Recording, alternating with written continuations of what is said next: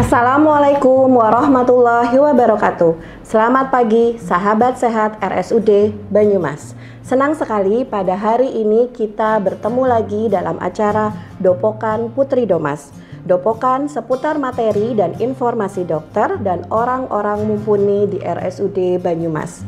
Dopokan pada kali ini kita akan membahas tentang waspada resiko jatuh pada lansia. Sebelumnya, perkenalkan nama saya Nuni Setiawati, STRK sebagai host, dan di sebelah saya telah hadir seorang narasumber yang mumpuni di bidangnya. Beliau adalah Dr. Masita Dwi Yuliani, spesialis keterapian fisik dan rehabilitasi. Kita sapa bareng-bareng ya Dr. Masita. Assalamualaikum dokter. Waalaikumsalam warahmatullahi wabarakatuh. Gimana kabarnya hari ini dok? Baik sekali Mbak Nuni. Alhamdulillah, semoga kita ya dok selalu baik, sehat, ceria, dan semangat terus ya dok. Selalu. Oke dok, pada hari ini kita akan membahas tentang hal yang sering dianggap sepele tapi bisa berakibat fatal ya dok, yaitu resiko jatuh. Jatuh merupakan penyebab cedera paling sering pada usia lanjut dan biasanya dapat menurunkan kualitas hidup. Faktanya, 1 dari 3 lansia mengalami jatuh setiap tahunnya. Mungkin sahabat sehat di rumah ingin tahu nih dok, kenapa sih lansia itu rentan akan jatuh dok? Monggo dok. Ya, terima kasih Mbak Nuni. Halo sahabat sehat semuanya. Ya, jadi seiring dengan bertambahnya usia Mbak, jadi ada beberapa perubahan pada tubuh. Ya, diantaranya yang pertama, kekuatan ototnya menurun. Di sini artinya apa? Bahwa seseorang kesulitan untuk menjaga keseimbangannya. Dan yang kedua yaitu refleks dan koordinasinya juga lambat. Lambat dalam arti seseorang kesulitan untuk merespon terhadap ancaman jatuh yang jadi menjadi lambat nanti. Kemudian yang ketiga yaitu ada gangguan penglihatan dan pendengaran. Karena akibat gangguan tersebut mengakibatkan seseorang sulit untuk mengenali adanya berbagai rintangan yang ada di depan. Kemudian penyakit tertentu, contohnya penyakit tekanan darahnya terlalu rendah, kemudian mempunyai riwayat stroke, atau mungkin mempunyai penyakit diabetes mellitus dan juga penyakit Parkinson. Dan yang terakhir adalah seseorang yang mengkonsumsi obat kemudian menyebabkan efek samping dari obat-obat tersebut, contohnya konsumsi obat untuk obat tidur, kemudian antidepresi dan juga antihipertensi seperti itu. Oke dok, berarti dengan bertambahnya usia ada penurunan kualitas, kekuatan ya dok. Tadi juga pendengaran, penglihatan sudah mulai berkurang ya dok. Nah, biasanya dampak dari jatuh pada lansia itu apa sih dok? Oke, dampaknya banyak sekali ya. Terutama yang pertama adalah patah tulang. Patah tulang itu ditinjau dari mekanisme jatuhnya sering terjadi pada daerah panggul dan daerah pergelangan tangan. Kemudian yang kedua dampaknya cedera kepala pastinya ya, bisa mengakibatkan perdarahan pada otak juga. Kemudian karena dampak jatuhnya tersebut seseorang kadang menjadi takut akan untuk bergerak ya, jadi atau mungkin disebut post fall syndrome ya, yang nanti lambat laun si lansia tersebut akan menjadi semakin lemah. Kemudian apalagi dia kehilangan kemandirian Mbak ya, karena dampak jatuhnya tersebut seseorang menjadi ketergantungan pada keluarganya atau mungkin pada orang lain. Dan yang paling parah ya, dampaknya tersebut akan menjadi meningkatkan meningkatkan dari resiko kematian. Itu yang paling harus kita waspadai. Oke, berarti mengerikan sekali ya dok, yang kita anggap sepele, risiko jatuh tapi bisa fatal untuk kualitas hidup selanjutnya ya dok. Oke dok, selanjutnya kira-kira apa aja dok faktor risiko jatuh itu sendiri pada lansia dok? Oke, faktor risiko jatuh kita bagi menjadi dua macam ya mbak ya. Faktor internal dan faktor eksternal. Faktor internal itu apa sih? Faktor internal itu berarti yang berasal dari individu itu sendiri ya. Contohnya kalau untuk faktor internalnya adalah dia mengalami kelemahan pada tungkai, otot-otot tungkai, terutama tungkai bawah ya. Kemudian adanya gangguan keseimbangan, kemudian ada gangguan penglihatan dan penyakit kronis. Penyakit kronis ini seperti penyakit stroke ya, kemudian hipertensi ya. Biasanya yang dialami oleh lansia adalah apa? Radang sendi. Pertama radang sendi daerah panggul maupun lutut dan kaki, dan juga penggunaan obat-obat yang dalam jumlah banyak atau biasa kita sebut polifarmasi seperti itu ya. Kemudian untuk yang faktor eksternal itu berarti berasal dari lingkungan seseorang yang berada di daerah tersebut. Contohnya lantainya terlalu licin ya, atau mungkin permukaannya tidak rata ya, banyak naik turun ya, berkelok-kelok akses jalannya, kemudian penerangan atau lampu yang kurang memadai. Kemudian biasanya kalau di rumah itu mbak ada kabel ya yang sering berserakan ya, kabel dari kipas angin ya, ataupun dari televisi ya yang tidak diikat jadi kemana-mana. Kemudian karpet, entah itu karpet maupun keset ya mbak. Biasanya karpet atau keset itu bagian ujung-ujungnya, nah itu istilahnya apa? Madukin ya gitu. Kemudian alas kaki ya, alas kaki yang tidak tepat yang digunakan, dan kita juga menjumpai di kamar mandi maupun di tangga tidak ada pegangannya. Nah itu suatu faktor-faktor resikonya ya, dari dilihat dari segi lingkungannya. Oke, berarti tadi ada faktor internal dari usianya, lansia itu juga ternyata lingkungan juga mendukung ya dok. Harus dijaga banget, harus diwaspadai karena takutnya juga jatuh. Oke dok, untuk ciri-ciri lansia dengan resiko jatuh yang tinggi itu apakah ada dok? Ya, ada ya. Jadi biasanya kita gali dari anamnesa ya, saat wawancara ya dengan lansia tersebut, dia pernah mengalami jatuh dalam 1 tahun terakhir ya. Kemudian lansia tersebut juga menyampaikan, dok saya merasa ini keseimbangannya tidak menurun ya.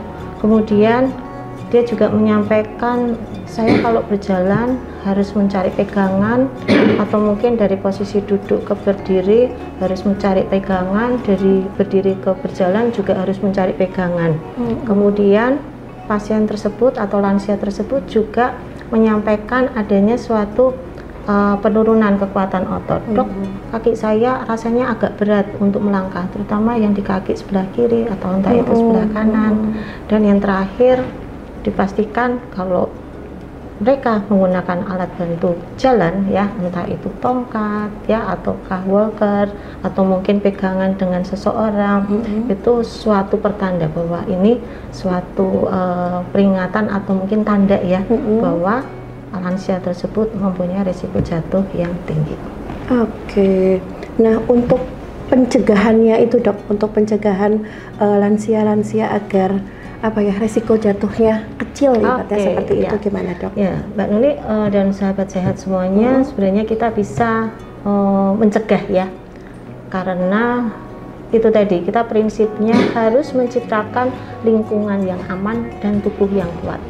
Lingkungan yang aman itu apa? Tadi sudah disampaikan ya, seperti di rumah ya, penerangannya harus cukup, kemudian lantainya tidak boleh licin ya, atau mungkin harus kering, memberikan pegangan di setiap di kamar mandi ya, maupun di tangga, dan juga menggunakan alas kaki yang tepat ya. Kabel-kabel ya di sekitar rumah ya boleh digulung ya atau dirapikan, itu juga suatu usaha untuk pencegahannya.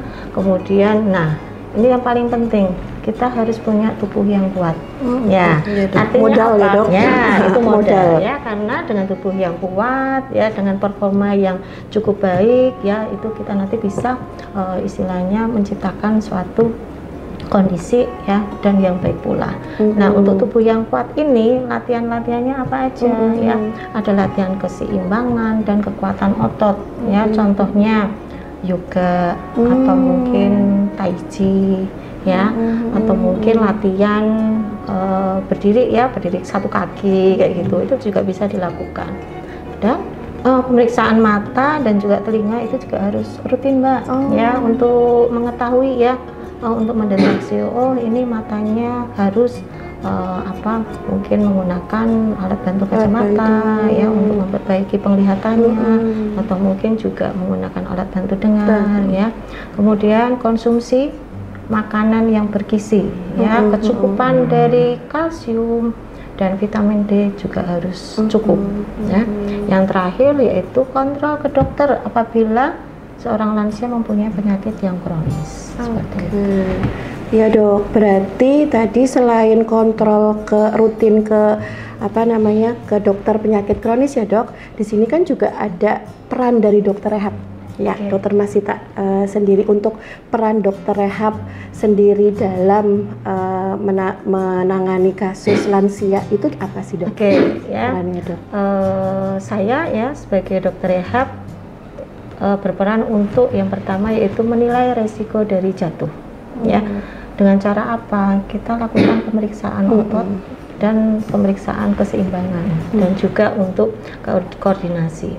Kemudian yang kedua yaitu memberikan latihan individu ya untuk meningkatkan stabilitas postur dan juga koordinasi. Yang ketiga, merekomendasikan alat bantu jalan yang tepat ya. Kemudian yang terakhir yaitu memberikan edukasi kepada keluarga atau mungkin caregiver atau pengasuhnya ya, bagaimana cara membantu lansia tersebut supaya bergerak lebih aman. Oke, menarik nih dok. Ada latihan individu. Ternyata ada latihan individu juga ya dok. Buat buat lansia. Nah, mungkin sahabat sehat di rumah juga ingin tahu untuk latihan-latihan individu yang bisa dilakukan di rumah aman ya dok. Pastinya juga harus aman dilakukan oleh lansia. Nanti mungkin dokter Masita bisa menyampaikan latihannya apa aja sih dok yang biar bisa dilakukan dengan pendampingan, terus intinya satu, aman buat si lansia. Terus untuk durasi sama frekuensinya dok, mungkin sahabat sehat perlu tahu apakah latihannya pagi, apa siang, atau ada waktu-waktu tertentu nggak dok untuk latihan? Ada waktu-waktu tertentu ya, itu memang dilakukannya bisa setiap hari ya, dengan durasi tertentu sesuai nanti latihan yang disampaikan ya, yang sudah disampaikan.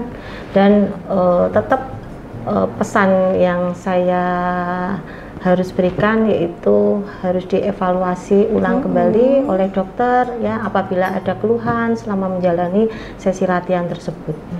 Oke, berarti tetap harus ada pemantauan ya dok. Ya, ini kita di pertanyaan terakhir dok.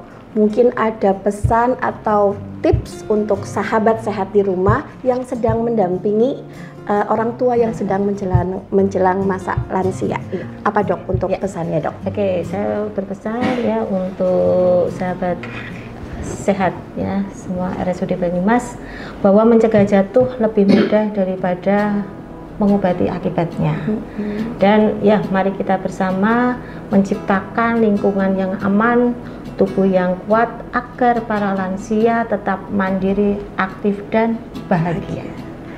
Ya, dan untuk yang terakhir ya dok, mungkin kita pesan kita bersama kepada sahabat sehat yang di rumah yang sedang mendampingi orang tuanya yang sedang lansia, kita punya pesan yaitu lansia aman, jatuh bisa dicegah dengan latihan dan lingkungan yang aman. Terima kasih Dok atas waktunya. Sama-sama Mbak Nuni. Materinya sangat bermanfaat untuk kita semua dan sahabat sehat di rumah. Terima kasih juga kepada sahabat sehat RSUD Banyumas dimanapun berada yang telah mengikuti Dopokan Putri Domas kali ini. Mari selalu kita ikuti acara Dopokan Putri Domas di lain waktu. Jika sahabat sehat RSUD Banyumas ingin memberikan usulan terkait tema, judul, atau isi materi dan informasi Dopokan Putri Domas di acara yang akan datang, silahkan tulis di kolom chat dan jangan lupa like, share, and subscribe. Sampai ketemu di Dopokan Putri Domas selanjutnya. Akhir kata, wassalamualaikum warahmatullahi wabarakatuh. Yeay.